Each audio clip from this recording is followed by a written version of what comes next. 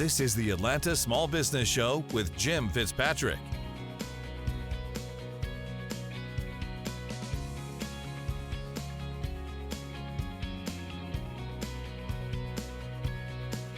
Hi everyone, Jim Fitzpatrick, and welcome into the Atlanta Small Business Show. We are so happy to be joined today's show with new franchise owners of Mosquito Hunters, a brand you're going to be hearing a lot more about. That's Adrian and Stephanie Eaddy, and they're going to be discussing becoming semi-passive owners and the decision to franchise as a couple. We'll also be joined by Leslie Cuban, who's franchise industry expert here in Atlanta and owner of FranNet.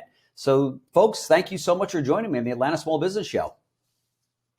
Great to be here. Good to see you again. Great. So congratulations to the two of you. In fact, let me ask you, and I'll leave this up to who wants to answer this question, but tell us a little bit about Mosquito Hunters and who your customers are. So Mosquito Hunters is a part of the Nest family of home services. And Mosquito Hunters has a focus on mosquito abatement, fleas and ticks. So you don't have to be bothered by those pesky little critters when you're outside enjoying a glass of wine or spending time with your family. Boy, you nailed it, because that's exactly what my wife and I do. And the whole time where, we end up going, let's go inside, right? And we don't want to do that because we've got a beautiful pool and patio. So you're definitely going to be answering the needs of many homeowners out there. So and we'll talk about that here in a minute. But how can customers get in touch with you? I know that you're going to be launching here shortly, right? But in the meantime, can they visit your website? Absolutely, Jim. Yeah, they can reach us at mosquitohunters.com, or they can send us an email at mh102@mosquitohunters.com. And we love to hear from customers. Fantastic. I know the people that are watching right now want to learn about the business and how you guys are going to be working as a couple and how you came to the decision. But at the same time, they're going to be giving you a call to go, get these mosquitoes out of my backyard, will you please? So tell us a little bit about your corporate careers, because I think this is a unique story here where there's so many out there that are just like you. They say, well, we have jobs, we want to be self-employed maybe one day, and we want to be entrepreneurs. So tell us a little bit about how you got together and the idea behind making this more of a semi-passive income and opportunity. Yeah, absolutely. Adrian and I had been talking about doing our own business or having a startup for a number of years. And it really was because of the coronavirus and being at home, working together and spending more time together, that we realized that there was really an opportunity for us to try to accelerate this goal. We had in our heads that at age 55, we would retire from our corporate jobs and start a second career in something else. And it hit us like, why are we waiting? What's holding us back? Let's start this process sooner.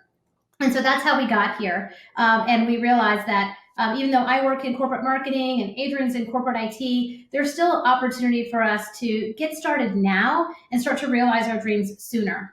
Boy, that's fantastic. I commend you both for taking that step and having that realization, as you said, before you hit 55. And so let me ask you, if I can here, Leslie, there's a lot of people that fit into the Eaddys category, right? Where they're sitting there saying, hey, we just realized maybe through COVID, as they did, that we could work together, and B, what happens if something really did happen to our core income here? Would we have something to fall back on? And at the same time, how do we become one day entrepreneurs and self-employed? And the notion that we got to wait till 55 or when we're retired, that's crazy, right? Do you have clients that are coming to you now because of COVID? Well, because of COVID, but even for many years before COVID, this is not a new goal that a lot of people have. And for a lot of different reasons. People, some people, they're successful and they're just looking to expand their success. They're looking to create more wealth for themselves. It might be a defense strategy of creating a second or third income. So if there is a sudden job loss, it doesn't impact their lifestyle significantly.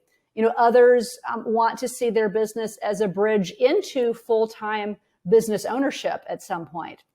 And for a lot of people, they're looking to create more time freedom. I would say across the board, there's financial reasons, but equally, there is the desire to build a business so that one can have more say-so over their schedule and their time and just have more flexibility in their life.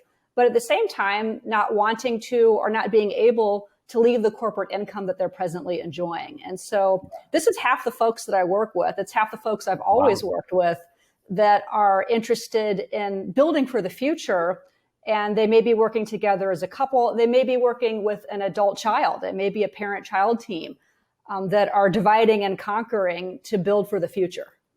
Yeah, no question. So I got to ask you, as I know probably a lot of viewers are watching right now going, how did you land on the mosquito business? I mean, it doesn't, those aren't the types of franchises you think of when somebody says you should buy a franchise.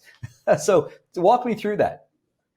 Well, we went through a battery of tests, and we tried to find something that was low cost to start up, something that provided a great service to the community and also provided recurring revenue. Yeah. And it turned out that Mosquito Hunters hit all of those boxes. Yeah, it's certainly, plus the huge need for it out there, right? What area isn't infected or affected, I should say, with mosquitoes? I mean, this is you've touched on something that affects every human being. I don't care. You can't get away from it, right? It's like selling water. I mean, everybody uses it. And in your case, everybody needs the product that, to take care of the mosquito problem that they have in their homes. So, and then of course, on the recurring revenue situation, that is a hot button for so many, right? I mean, the concept of making money while you're sleeping basically is very appealing, right? Absolutely. Absolutely. Yeah, and that was a big part of what was attractive about this particular business model. Of course, we knew that franchise model was going to be the route that we wanted to take, just given the amount of time that we could put into starting up a business and how much you get from participating and partnering with a franchise.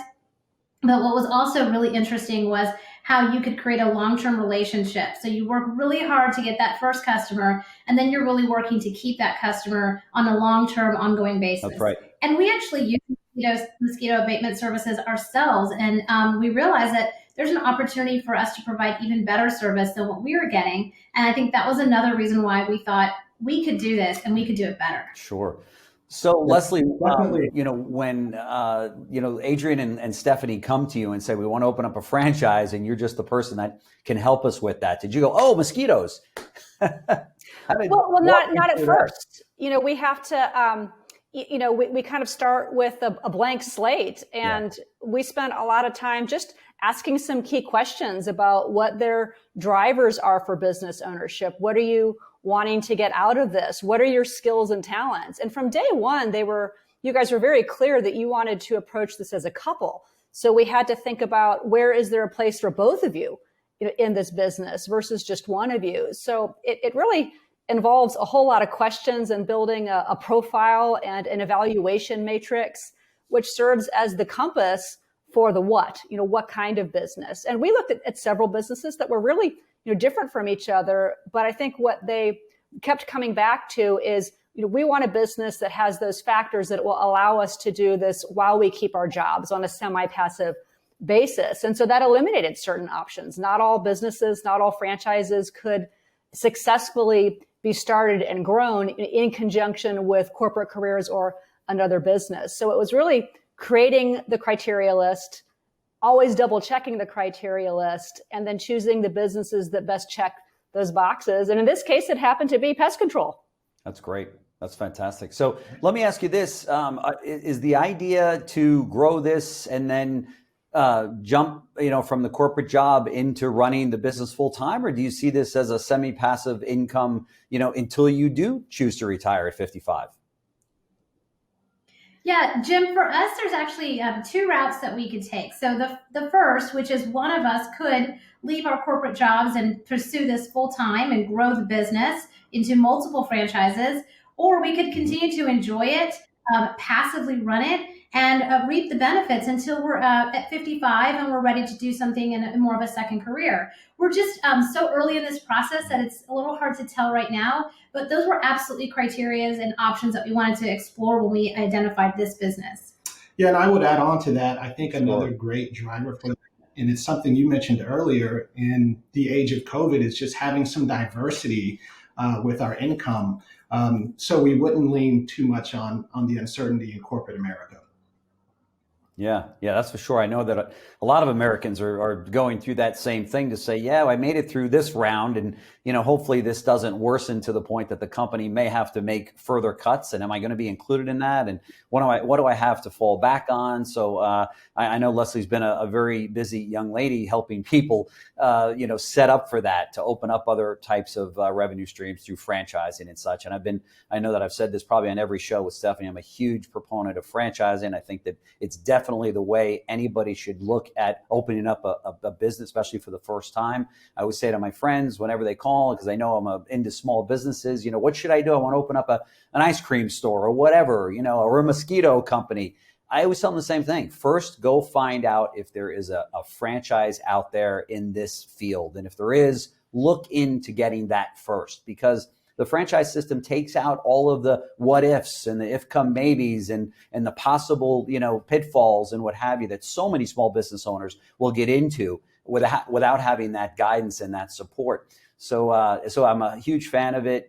I think it's definitely the way to go. Let me ask you this. It sounds like in choosing, the mosquito business and the pest control industry, you must have had a very open canvas, a blank canvas to say, let's go out there and see, what might fit our needs, but, putting no real restrictions on anything, and then coming to find that, wow, this particular franchise works well for us. Tell me what that process was, and what did you learn about yourself in that process?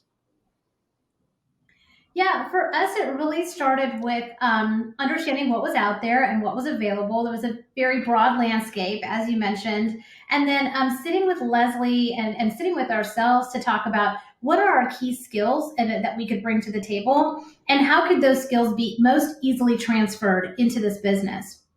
The third would be, is this something that I'm really energetic about, could see myself talking to friends and family about? Could I see myself as even a customer? Because for us, we really wanted to understand the business so that we could put ourselves in the seat of the consumer. And then again, how did we feel about the support system that came with that franchise? Did we feel like there was a good cultural fit? Because a cultural fit with that company, this is at least a 10-year relationship with this company. So we wanted to make sure that there was also a great cultural fit. And we felt that at the Happiness Company, and in particular with Mosquito Hunters, right away. Yeah.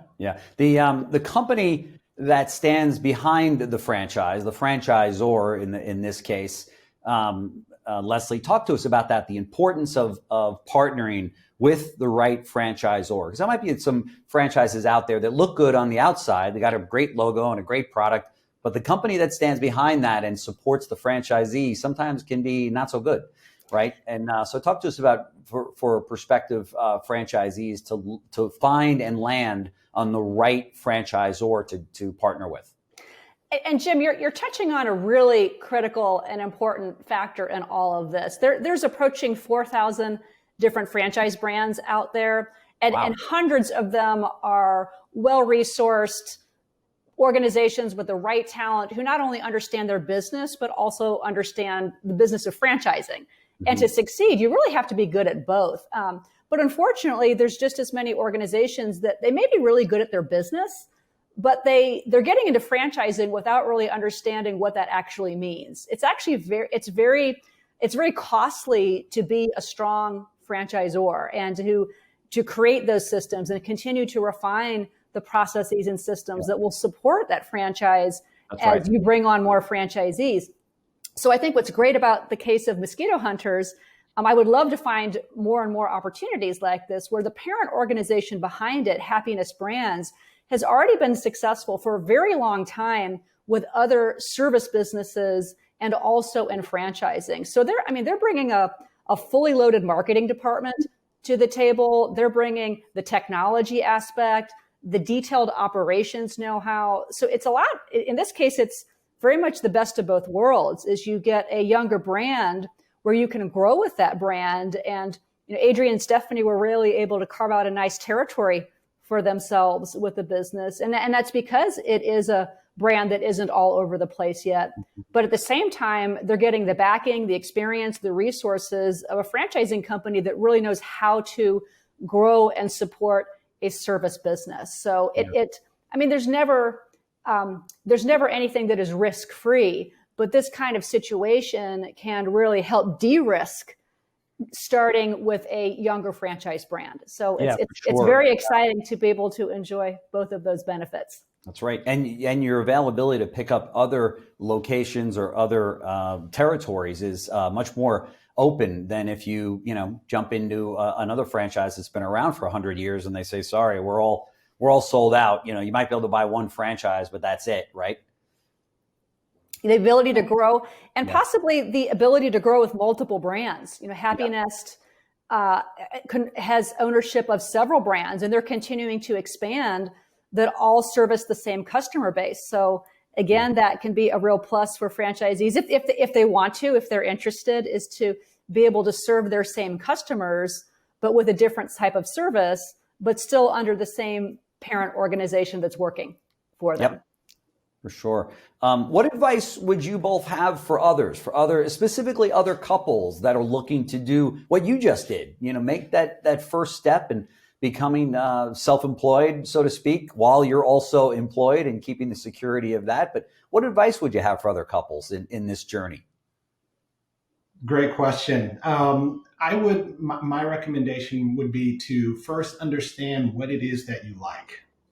Do you prefer being hands-on versus being more self-independent? Do you prefer being a mentor and having leadership skills? Doing those sorts of self-discovery will help you kind of point you in the right direction. I think the other thing I would definitely recommend is doing your due diligence. If you have a question that you're not sure of, ask it. If you have doubts, address it. Those things will really, really help you in this discovery to find out what fits best for you. Yeah. And if I could build onto that, sure. For us, it's about identifying our individual contributions to the business. Mm-hmm. So neither one of us are each other's boss. We each have our own space carved out, which I think will help too, at the end of the day, to still be able to enjoy a glass of wine and see each other across the table as partners in this process. Adrian, who's the boss? Come on, who's the boss? She's the boss. Right? Exactly. I'm married too, so I get it. I work with my spouse, and when everybody says, "Oh, you guys, you work with each other," I go, "No, I work for her." So just to be clear, every married guy knows that, right? So, absolutely. That's right. That's right. If she's happy, we're happy, right? So. If I may weigh in on this, I was in business with my father for almost 20 years before he retired, which is not a couple's relationship, but it's still, there's a family dynamic there. Mm-hmm. And when we first got started, we learned very quickly, my father and I are very similar to each other. It's very clear that my apple fell from his tree. Right. So, and we had a lot of the same skill sets and enjoyed doing the same things. And for a while there, we kind of bumped heads with each other on, who was really in charge of what. And after some time, we realized, we really need to divide and conquer here. Right. And we sat down and more clearly articulated my roles and responsibilities, his roles and responsibilities, and just trusted each other's authority in those realms. And things got a lot better, a lot faster. Yeah, and we also hired some part-time virtual administrative help, which that also really freed up a lot of our time. I mean, just very part-time work, but it really made a huge difference in our ability to focus on those individual areas of responsibility and thrive in them. No question. I opened up a business, and after a couple of years of being open, my kids joined me from college. They came out of college, they came into the business. And I had no idea I was doing everything so wrong. They enlightened me that, Dad, you're doing this all wrong. I thought I was running a successful business. But what else is cool, I think, too, about working with a spouse is that each one has your back. So you don't have a hired employee that at any point in time, as you know, especially, with millennials that are out there that will jump ship pretty quickly to do something else or what have you. Nothing against, I love millennials. But the reality is that it is a different workforce today. And there's nothing better than saying, no, we're in this together for the long haul. It's not a question of, well, I don't like you as an employer anymore or as an employee, and therefore we're going to part ways. You don't part ways, like this when you're married to your partner. At least let's hope not. But and I think that goes a long way when starting a business. Plus, as a couple, you can get through things. The tough times is so much better because you can talk about them, use one another to bounce ideas off of, and then also when business is so good, you've got somebody right there that you can celebrate the success with that understands all that you went through. Mm-hmm. Yeah, absolutely, Jim. That's a really great point, and a lot of what you just alluded to there was one of the main reasons that Stephanie and I wanted to team up. We wanted to have skin in the game. We felt that we both bring different talents, and through that collaboration, we feel that building this business together and growing the business together was the best way forward for us. So all of those points are very true for us. Yeah. No question about it. Well, Adrian and Stephanie Eaddy, franchise owners of Mosquito Hunters. That's a brand, as I said, you're going to be learning a lot more about because they're making some big waves here, and they may come knocking on your door, at least one of their representatives. So now you've met the owners. So congratulations to you, Leslie Cuban, franchise industry expert, and of course a constant here on the Atlanta Small Business Show. I want to thank you so much for all your contribution in 2020. Let's do more in 2021. We get such great feedback, and so many of our viewers enjoy you as a franchise expert, and also the people that you bring in, just like the Eaddys. So congratulations to all of you, and thank you so much for joining me on the show. Thanks for having us. Thank you. Thanks. Thanks for watching Atlanta Small Business Show with Jim Fitzpatrick.